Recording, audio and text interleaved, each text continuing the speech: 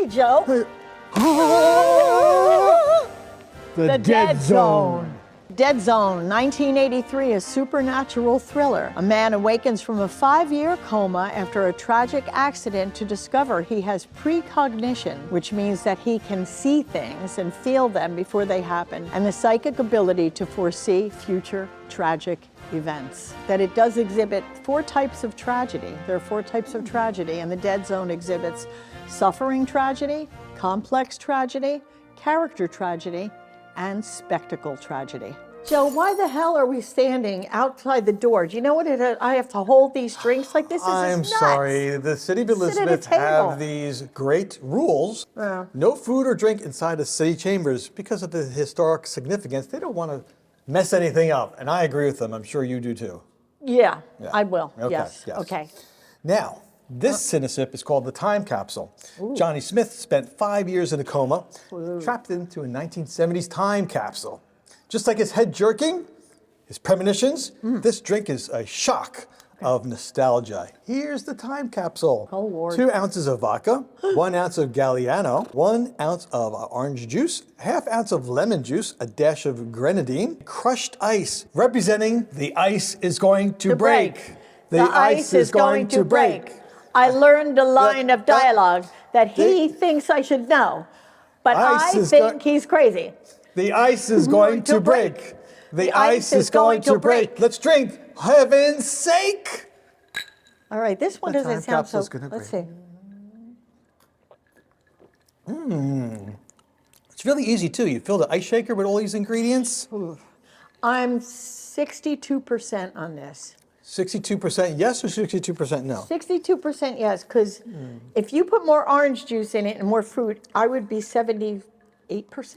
So you, I can taste that. She likes more like the fruity stuff. I can taste that Galliano, and I got so drunk on Galliano in high school because I had a crush on a boy and I needed courage. I fell down the stairs and I can smell it. Definitely not Italian, because every Italian home had the large Galliano bottle and you just didn't touch it. So did my parents until they went to Florida and I drank it. Did you like replace it with like lemonade so they didn't know it was missing? My father's friend replaced all the liquor that everybody in RBC drank. Okay. This is good. Give it a shot and watch The Dead Zone. It's not bad. I could do it.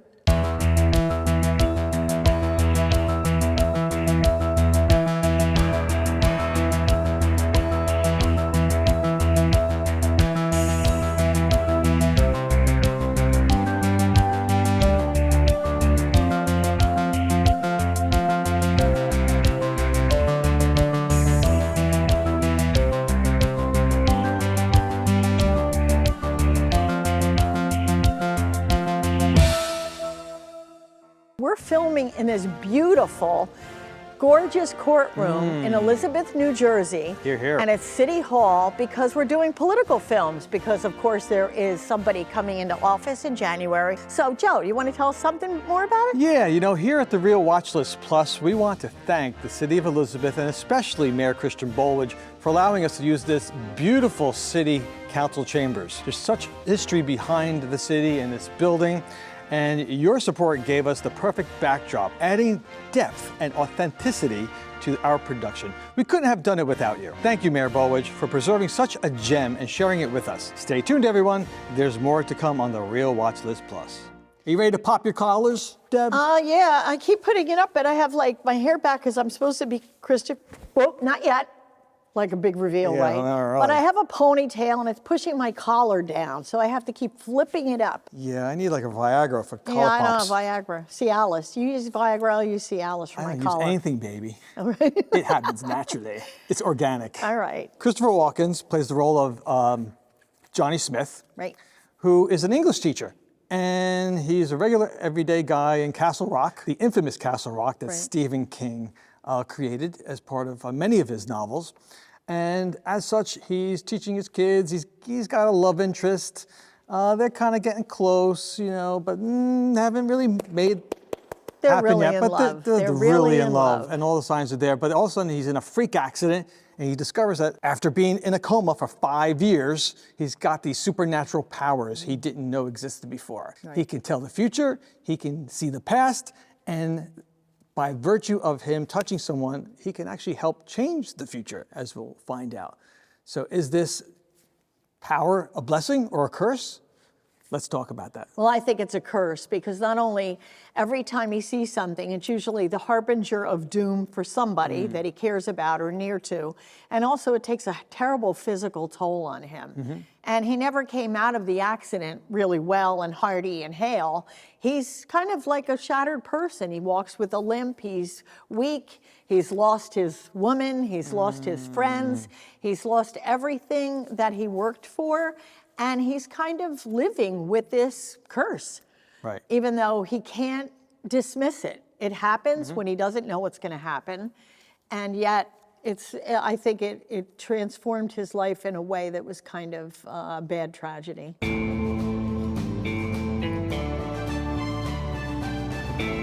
Are you ready? Yeah, Flip. Whoa! I know. I am surprised, Deborah. The reason I'm giving this an ocho. Ocho? I'm teaching languages too now. I know like 4 things. The reason is because I love this film.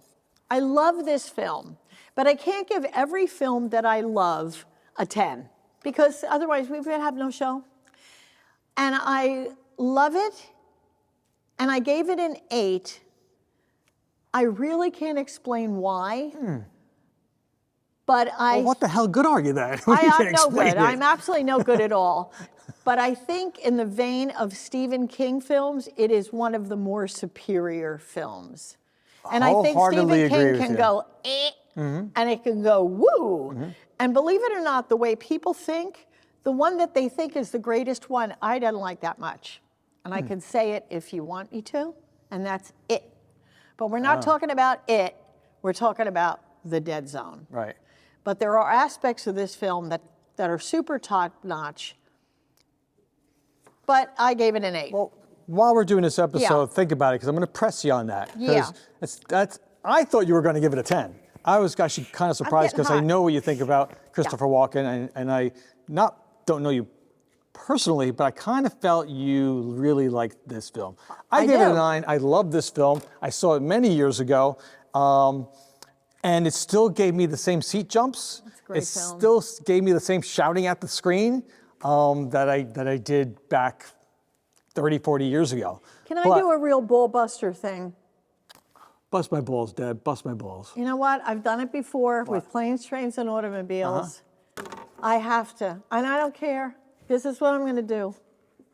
Wait, she's crossing out her score? I'm giving it a 9. pumped I it have up to. already? I have to. It was bothering me. It's bothering me because I do Oh, wait, love now this you're film. all over the place. Now you're messed up. You didn't I even don't care. You didn't even allow us to discuss it. Right underneath, I could care less. You didn't even hear me out why I I'm don't letting think it should right be a now. 10. You sip, yeah, go ahead. You know, you're wishy-washy today. I don't know what the hell's I going don't on. know. I think Too because much liquor last night. okay, I one went thing, to a party, folks, drank too many White if you're watching our Russians. political, we're just going to talk over each other throughout the whole Yeah, that's episode, it. just like, you know, President Trump did All right. with Joe Biden. We're just going to talk all over each other. Zip. Especially since this is a political election series. But I gave it a 9 because there's certain aspects of it that I thought were film-wise weak. I think the story was great.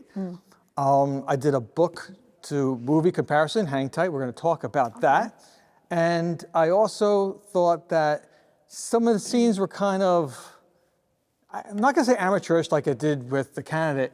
I just thought it could have been, the look could have been a little bit better. And even some of the Really? scenes were kind of like weird. So I'm going to give you a scene example. This is Okay. one of the scenes I couldn't stand. So in the movie, Christopher Walken takes his girlfriend home. She's also a teacher. They have this lovey-dovey interest, but they haven't done the deed yet. They haven't had sex yet.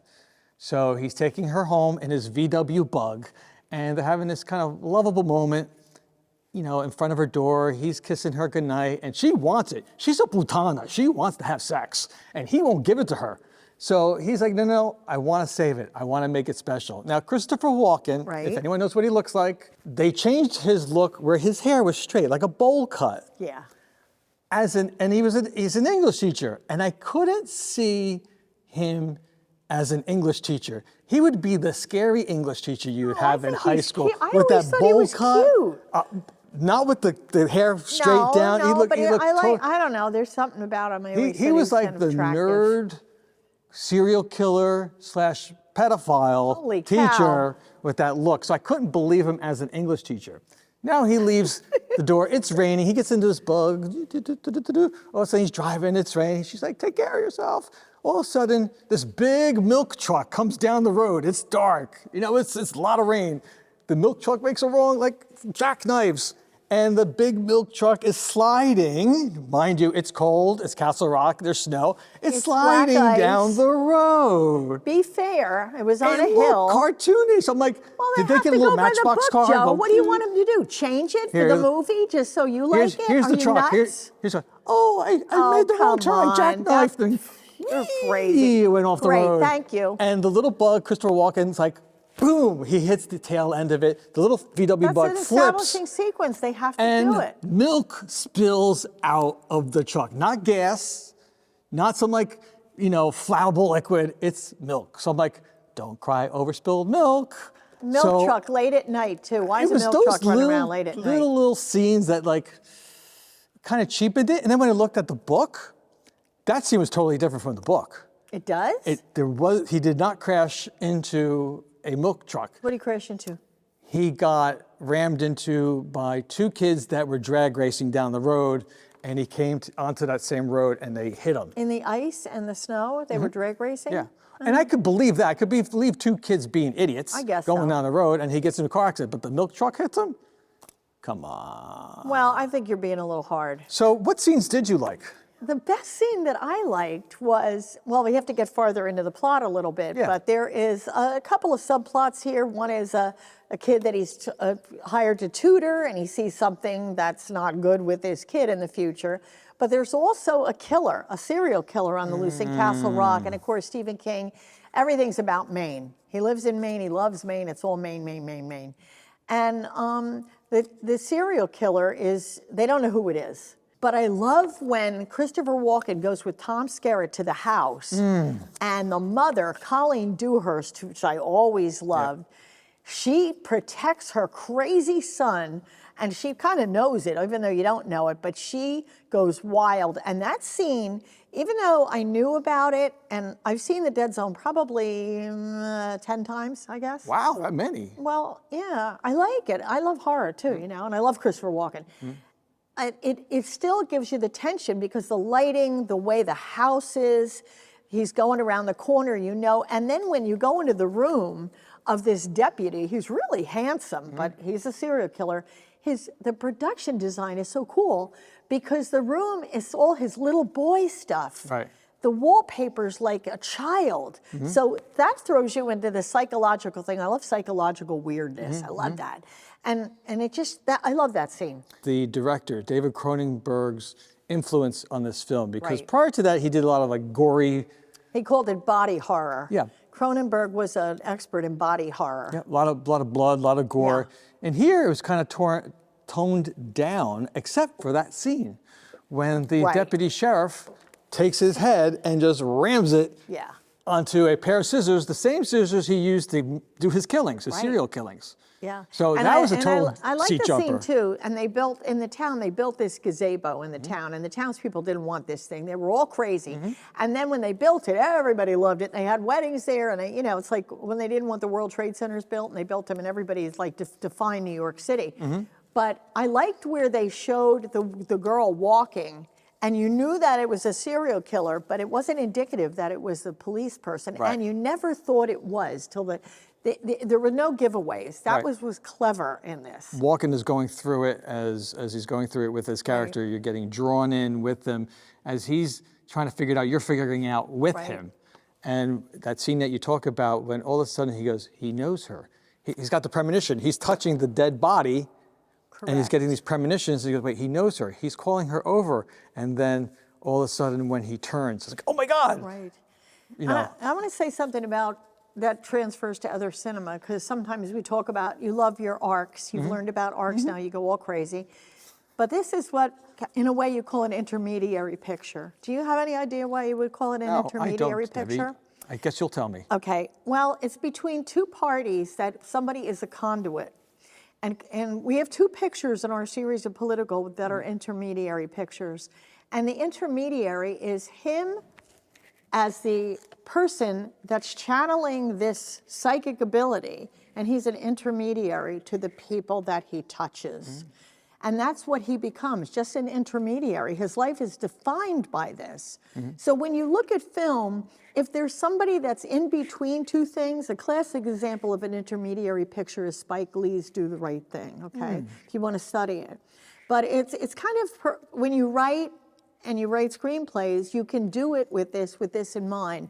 You know what scene I loved? It was that initial scene where he wakes up from a coma 5 years later. So sad. And he's in this room. He wakes up and the nurse is taking care of him and he gets his first premonition. He does the, the shock, the jump, the jerk.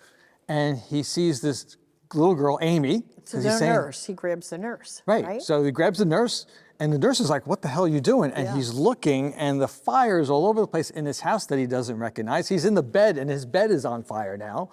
And he has this premonition that this little girl is gonna burn, she's gonna die. The nurse doesn't know what the hell's going on.